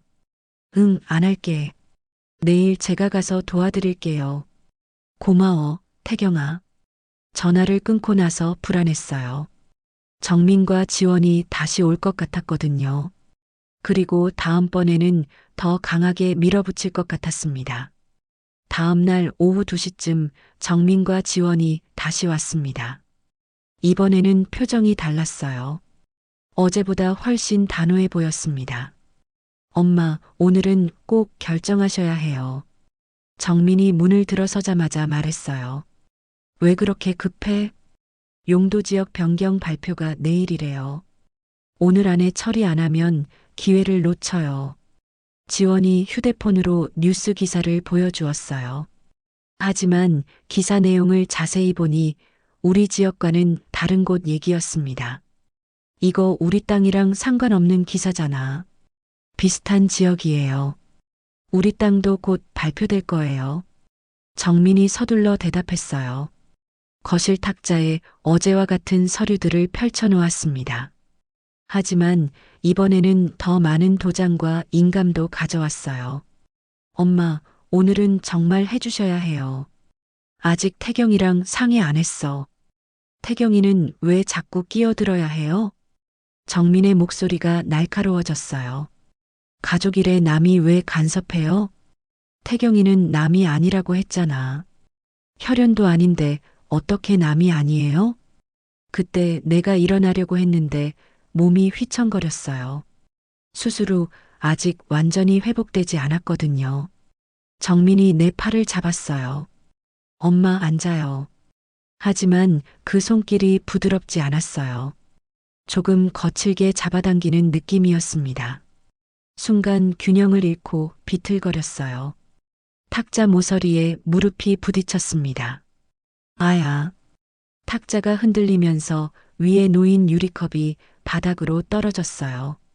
짝 하는 소리와 함께 컵이 깨졌습니다. 맑은 파편들이 사방으로 흩어졌어요. 내 종아리에 작은 유리 조각이 스쳤습니다. 얇은 선 모양으로 상처가 났어요. 어머님, 괜찮으세요? 지원이 놀라서 소리쳤어요. 위험해요. 하지만 지원은 먼저 바닥에 떨어진 서류들을 챙겼습니다. 내 상처보다 서류가 더 급한 모양이었어요. 그 순간 내 마음속에서 무언가 끊어지는 소리가 났어요. 끝났다. 이 단어가 머릿속에 떠올랐습니다.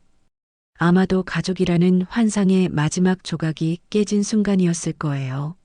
손 치워. 내 목소리가 차갑게 나왔어요. 엄마. 정민이 당황한 표정을 지었어요. 손 치우라고 했어. 이번에는 더 단호하게 말했어요. 홈캠 녹화 중이라는 게 떠올랐습니다. 빨간 불이 켜져 있었어요. 엄마, 지금 흥분하고 계세요. 지원이 말했어요. 흥분이 아니라 정신이 든 거야. 정민의 눈동자가 흔들렸어요. 그 흔들림 속에서 30년의 세월이 지나갔습니다.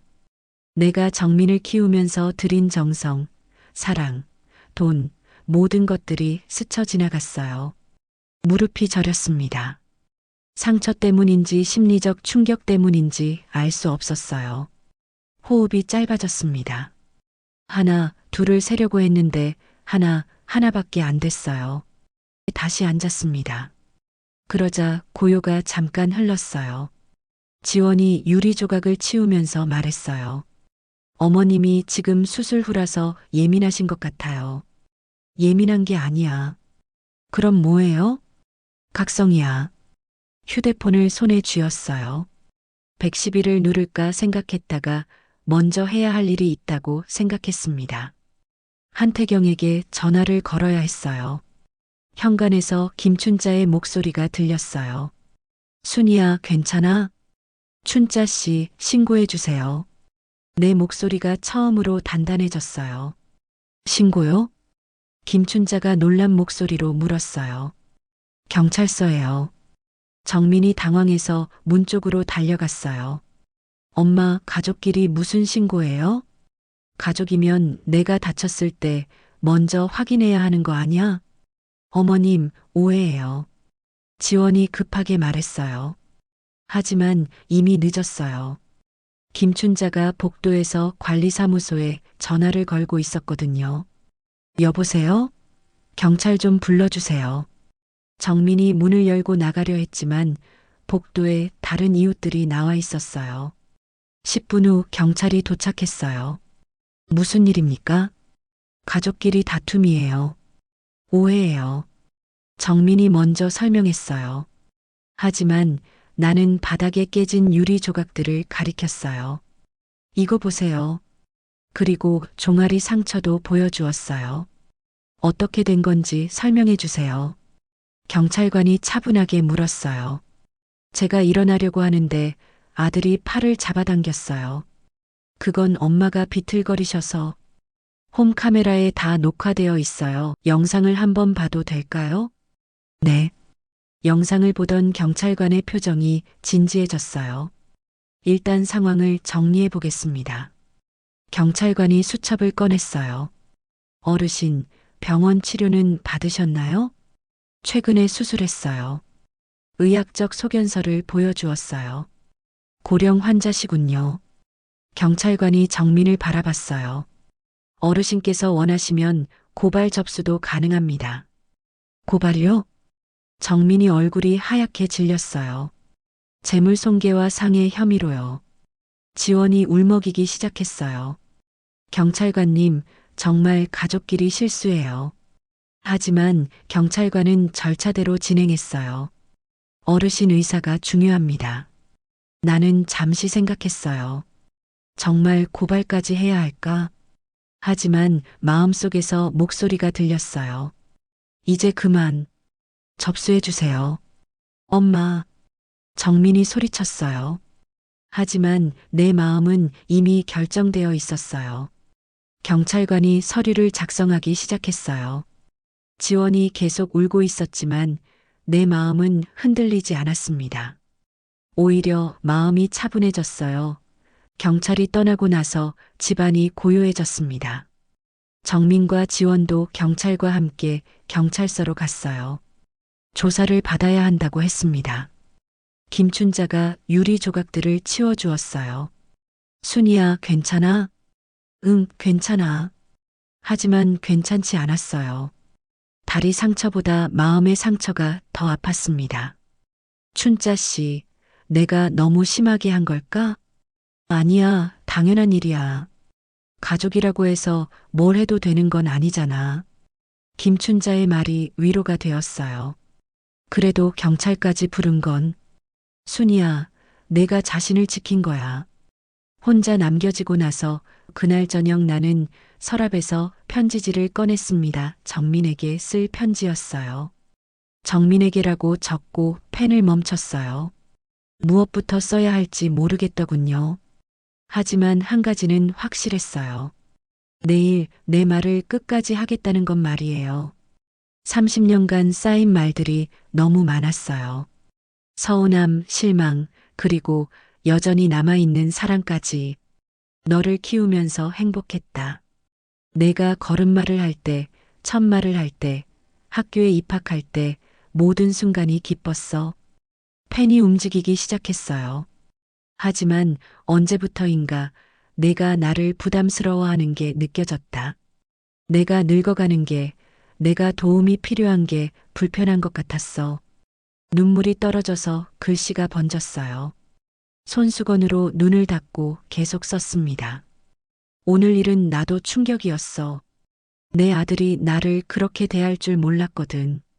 하지만 어쩌면 이것도 필요한 일이었을지도 몰라. 밤 9시가 되어서 태경에게서 전화가 왔어요. 선생님, 무슨 일이 있었다고 들었는데요. 김춘자가 태경에게 연락했나 봐요. 응, 좀 복잡한 일이 있었어. 오늘 있었던 일을 자세히 얘기해 주었어요. 선생님, 지금 가도 될까요?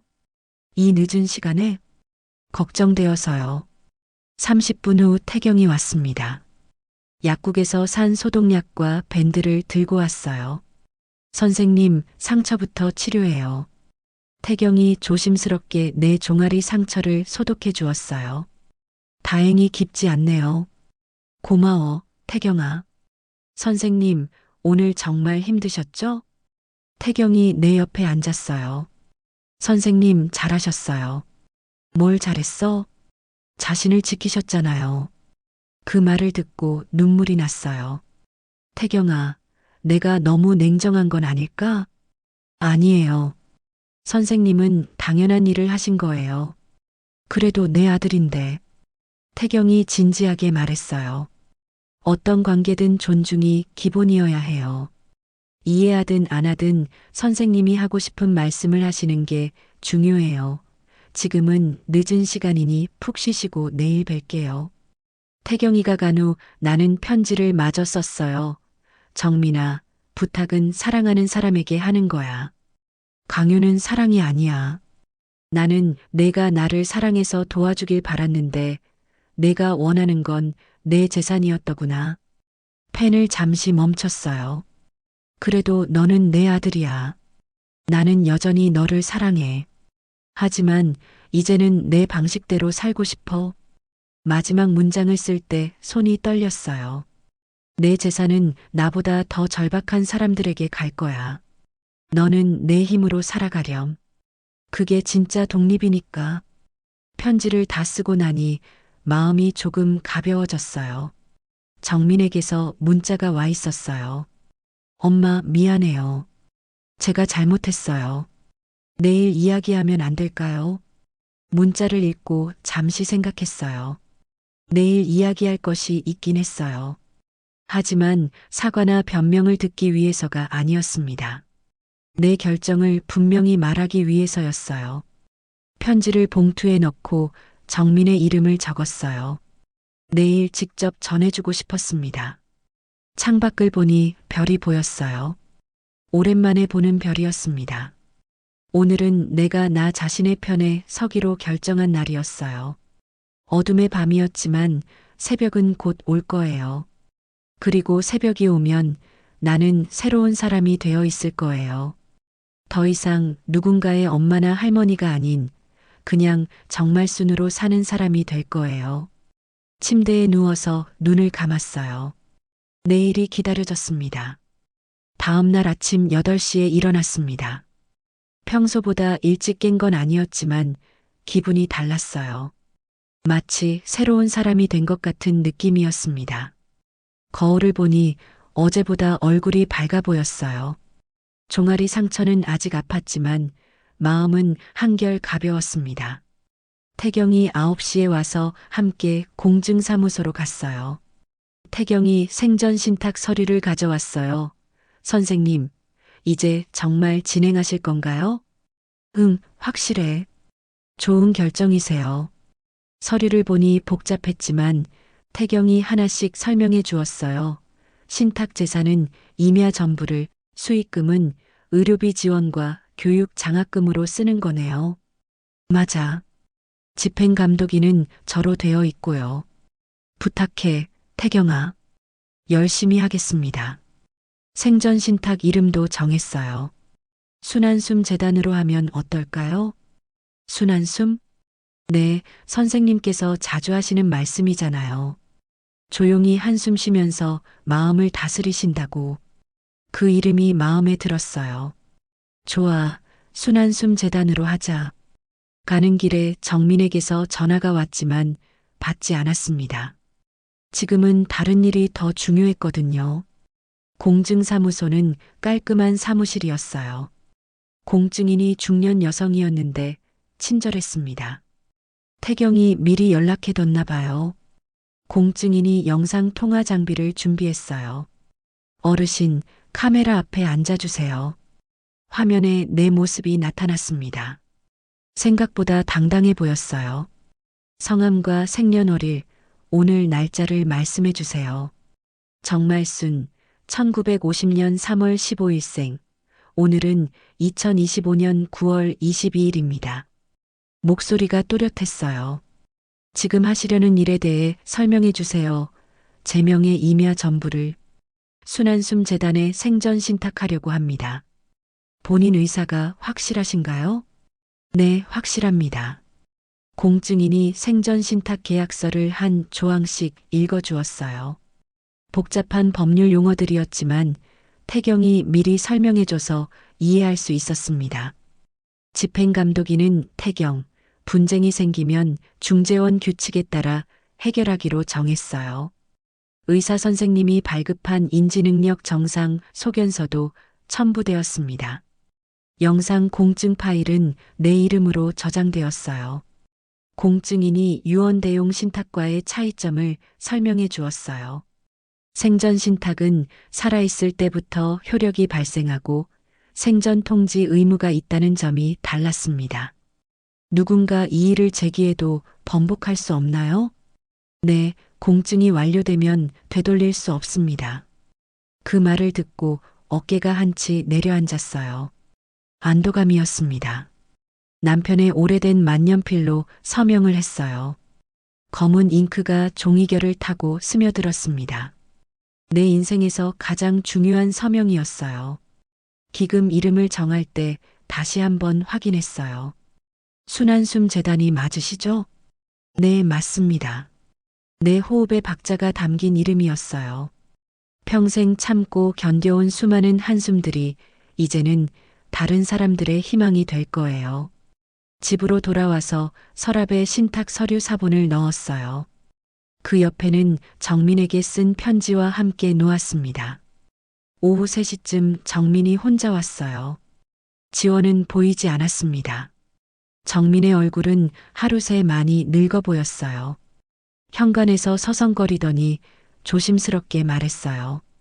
엄마, 어제 일 정말 죄송해요. 목소리가 작았어요. 어제의 당당함은 온데간데 없었습니다. 거실로 들어와 앉은 정민의 어깨가 움츠러들어 있었어요. 손도 무릎 위에서 가만히 있지 못하고 계속 움직였습니다. 엄마, 제가 너무 성급했어요. 정민이 고개를 숙이며 말했어요. 나는 서랍에서 편지를 꺼냈습니다. 어젯밤에 쓴 편지였어요. 이거 읽어봐. 편지를 건네자 정민이 떨리는 손으로 받았어요. 봉투를 뜯는 소리가 조용한 거실에 크게 들렸습니다. 정민이 편지를 읽는 동안 나는 창밖을 봤어요. 햇살이 좋았습니다. 어제까지의 무거운 구름들이 모두 거친 것 같았어요. 편지를 다 읽은 정민의 눈가가 빨개졌어요. 엄마, 다 읽었으면 이것도 봐. 신탁 완료 통지서를 건넸어요. 정민의 얼굴이 하얗게 변했습니다. 이게 뭐예요? 내 재산은 이제 나보다 더 절박한 사람들에게 간다. 정민이 서류를 들여다봤어요. 손이 떨리고 있었습니다. 엄마, 그럼 저희는요? 너희는 너희 삶을 살아. 내 목소리가 단단했어요. 정민이 마지막으로 호소하듯 말했어요. 엄마, 한 번만 더 생각해 주세요. 고개를 저었어요. 이미 결정했어. 부탁은 사랑하는 사람에게 하는 거고 강요는 사랑이 아니야. 말 대신 절차가 오늘의 방패였습니다.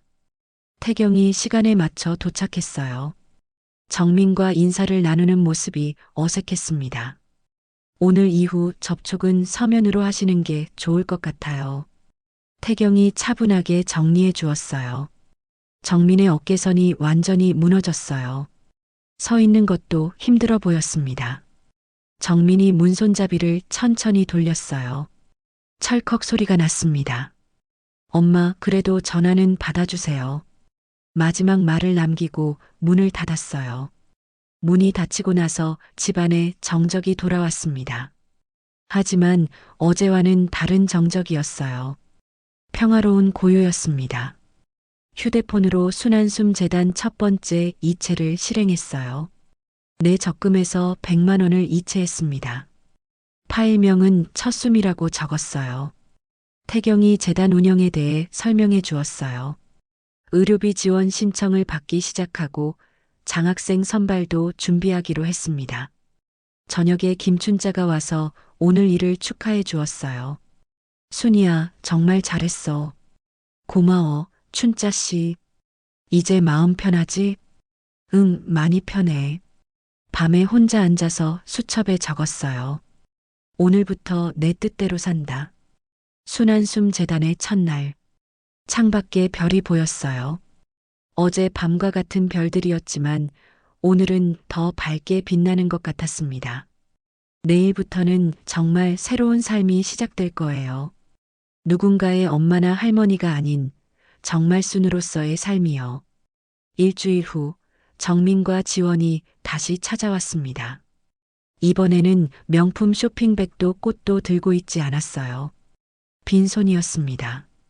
두 사람의 얼굴에는 일주일간의 고민이 고스란히 드러나 있었어요. 정민의 눈가에는 다크서클이 생겼고 지원의 입술은 바싹 말라 있었습니다. 거실에 앉은 정민이 먼저 입을 열었어요. 엄마, 일주일 동안 많이 생각해 봤어요. 목소리가 지쳐 있었어요. 어제까지의 조급함이나 다급함은 없었습니다. 나는 그들을 바라보며 첫 번째 질문을 던졌어요. 수술비 500만 원 부탁했을 때 너희는 어디 있었니? 정민의 입술이 말라갔습니다. 대답하려다가 멈춰섰어요.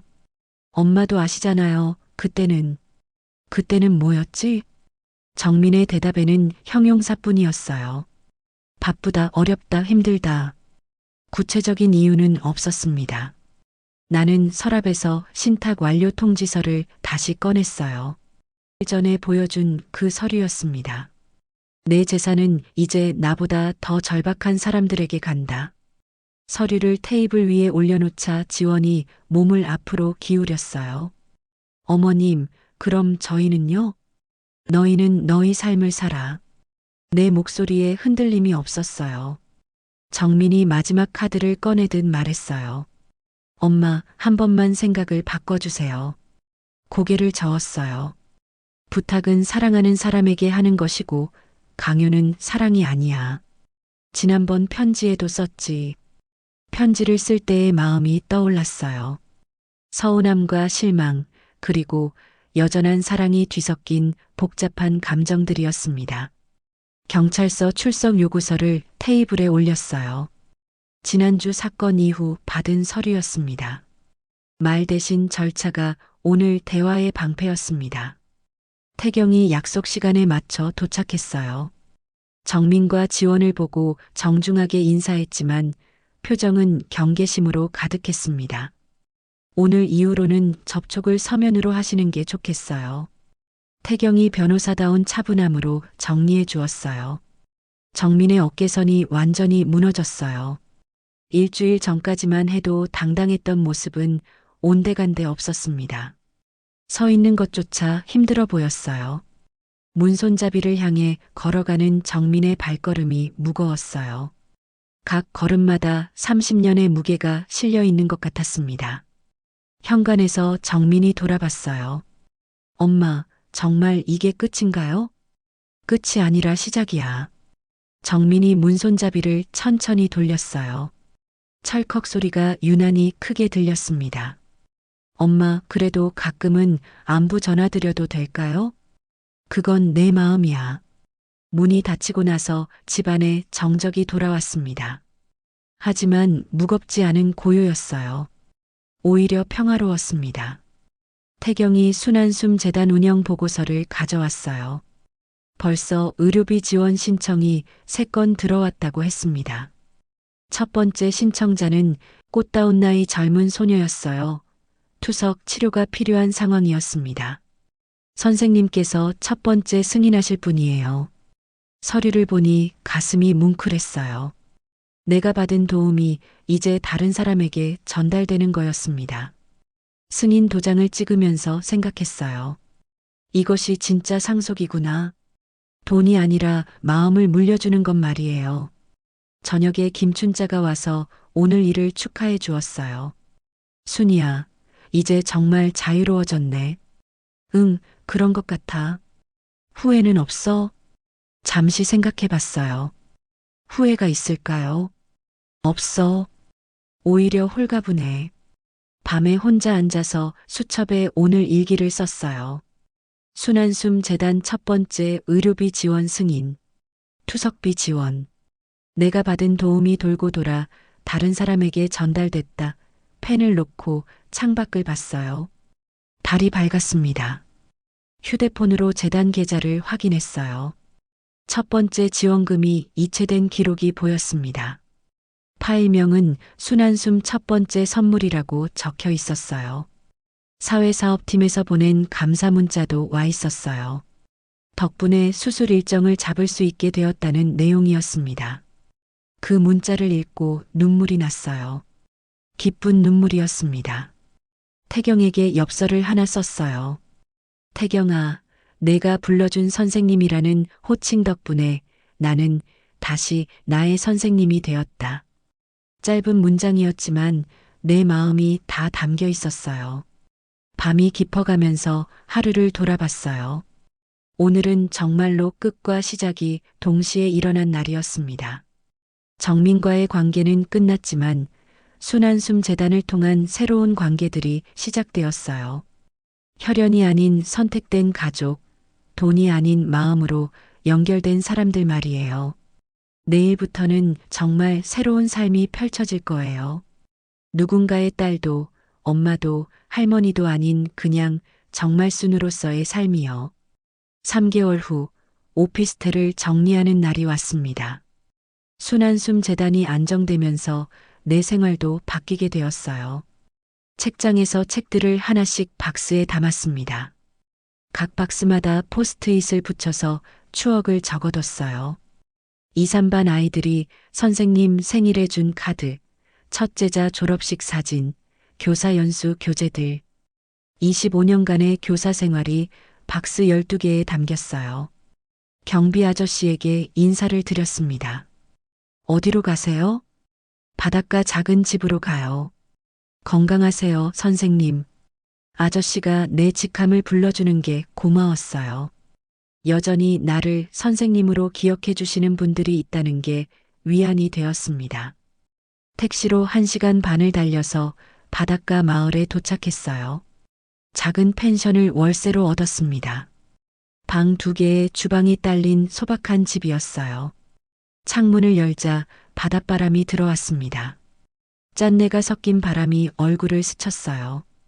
오피스텔의 답답함과는 전혀 다른 공기였습니다.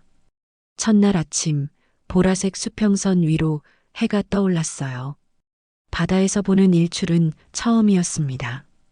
갈매기들이 울어대며 하늘을 날고 있었어요. 복식 호흡을 했어요.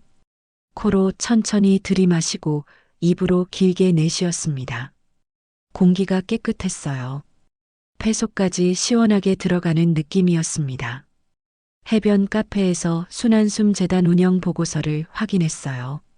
태경이 보낸 이메일이었습니다. 2번째 장학생이 선발되었다고 했어요. 고등학생 김민수라는 아이였습니다. 집이 어려워서 대학 진학을 포기하려던 아이라고 했어요. 3번째 의료비 지원 대상자도 정해졌어요. 41살 아이돌 있는 애기 엄마의 갑상선 수술비였습니다. 휴대폰 화면을 보며 미소를 지었어요. 내 돈이 이렇게 의미 있게 쓰이고 있다니 뿌듯했습니다. 사회사업팀에서 보낸 감사 메시지도 있었어요. 그 메시지를 읽고 한 번 울고 한 번 웃었어요. 기쁨과 감동이 동시에 밀려왔습니다. 점심에는 해변을 걸었어요. 파도가 발끝을 적셨습니다. 차가운 바닷물의 감촉이 생생했어요. 모래사장에 발자국이 찍혔어요. 걸음걸음마다 숫자를 세었습니다. 1, 2, 3, 4. 예전처럼 숨이 가빠지지 않았어요. 포스트카드를 하나 샀어요. 바다 풍경이 그려진 예쁜 카드였습니다. 태경에게 보낼 엽서에 한 문장을 적었어요. 태경아, 내가 불러준 선생님 덕분에 나는 다시 나의 선생님이 되었다. 우체통에 엽서를 넣으면서 생각했어요. 이런 관계가 진짜 가족이구나. 저녁에는 마을 도서관에 갔어요. 작은 도서관이었지만 아늑했습니다. 사서 선생님이 반갑게 맞아주었어요. 새로 오신 분이세요? 네, 정말순입니다. 교사 출신이에요. 아, 그러시군요. 혹시 아이들 공부 봐주실 수 있으세요? 물론이죠. 그렇게 새로운 일이 시작되었어요. 일주일에 2번 마을 아이들에게 공부를 가르치기로 했습니다. 첫 수업날 아이들 6명이 왔어요. 초등학생 4명, 중학생 2명이었습니다. 안녕하세요, 선생님. 아이들이 인사하는 모습이 예뻤어요. 반가워요. 선생님은 정말 순이에요. 아이들과 함께 공부하는 시간이 즐거웠어요. 오랜만에 교사로서의 보람을 느꼈습니다. 한 달이 지났을 때 정민에게서 편지가 왔어요. 손으로 쓴 편지였습니다. 편지에는 사과의 말과 함께 요즘 근황이 적혀 있었어요. 회사 일이 힘들지만 열심히 하고 있다고 했습니다. 지원도 새로운 일을 시작했다고 했어요. 마지막에는 이런 문장이 있었어요. 엄마가 하시는 일이 정말 멋있어요. 저도 언젠가는 엄마처럼 다른 사람을 도울 수 있는 사람이 되고 싶어요. 편지를 읽고 눈물이 났어요. 정민이 조금씩 변하고 있는 것 같았습니다. 회신을 보냈어요. 길지 않은 편지였지만 진심을 담았습니다. 정민아, 내가 스스로 깨달아가는 모습이 보기 좋다. 엄마는 항상 여기 있을 테니 언제든 연락해. 해질녘 해안가 산책로를 걸었어요. 보도블록을 천천히 밟으며 발걸음에 숫자를 붙였습니다. 하나, 둘, 셋, 넷. 비싼 크루즈는 타지 못했지만 나는 내가 고른 배에 올라 있었어요. 배의 이름은 자기 결정이었습니다. 바닷바람이 내 뺨을 스쳤어요. 짠맛이 나는 바람이었습니다. 새로운 숨을 길게 들이마셨어요. 이제는 내가 내 숨의 주인이었습니다. 조용히 미소를 지었어요. 내 삶은 이제 다른 사람들의 희망과 연결되어 있었습니다. 혈연이 아닌 선택으로, 강요가 아닌 사랑으로 이어진 관계들이었어요. 밤하늘에 별들이 반짝였어요. 도시에서는 볼 수 없었던 무수한 별들이 바다 위를 비추고 있었습니다. 내일도 좋은 하루가 될 거예요. 아이들을 가르치고 재단 일을 돌보고 바다를 바라보며 깊은 숨을 쉬는 하루가 될 거예요. 정말순으로서의 새로운 삶이 이제 막 시작되었습니다. 오늘의 이야기 어떠셨나요? 정말 고생한 정말순에게 하고 싶은 말씀이 있으시면 여러분의 생각을 댓글로 편하게 나눠주세요. 그리고 이 아름답고 따뜻한 이야기가 널리 알려질 수 있도록 공유해 주신다면 여러분의 일상에도 기분 좋은 행운이 찾아올 거예요. 여러분과 함께한 오늘의 삶의 조각, 여기서 마무리하겠습니다. 함께 해주셔서 감사합니다.